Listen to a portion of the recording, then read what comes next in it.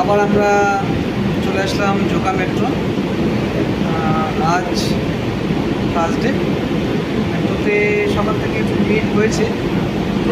This is second metro. Time কোথায় চলছে তো? হ্যাঁ হ্যাঁ। তো সুন্দর পরিবেশ, আজকে কোনো বৃষ্টির আবার দেখতে পাচ্ছি না। সুন্দর মেঘ, তোমরা দেখতে পারো, গাইস দেখতে পারো, এত সুন্দর মেঘে আমাদের মনটাও মানে মেঘাচ্ছন্ন হচ্ছে না। আমরা খুব আপ্লুত। আমরা ভাবছি এই সুন্দর ওয়েদারে আমরা ঘুরতে যাবো।